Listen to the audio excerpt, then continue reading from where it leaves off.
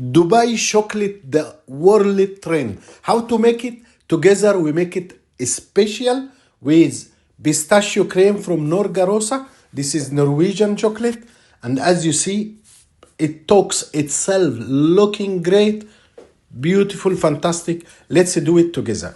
First of all, we can use cocoa butter colored, or we can use different chocolate, or you can make it plain. I use Haugesund milk chocolate. This is Norwegian chocolate. Natural flavor is amazing. I melted. I must make tempering. What's I mean tempering? Should be maximum 29 to 30 degree. I fill the mold and I wait minimum 50 seconds, 70 seconds, just to make a round shell, very light, 2 millimeter. Then upside down, I remove the excessive chocolate from the mold. Make sure it have nice shell, like 2 millimeter as you see. Then I clean, I keep it in the fridge 5 minutes.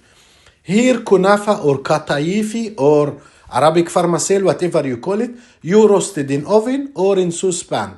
Then you added pistachio cream and 1 spoon of tahini. Tahini best is sesame best 100%. Why tahini? Tahini is make amazing flavor and bring the nut flavor out. Also make balance for the sugar inside the pistachio cream. Then I fill the mold 2 centimeter.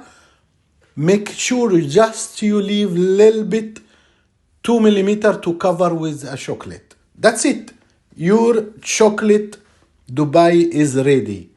And then we cover it with chocolate. We keep it in the fridge 10, 15, even 20 minutes. Then you have your own Dubai chocolate, the world trend with the amazing professional way. One of things, somebody added little bit of salt and that make a difference. If you try it, let me know. Thank you.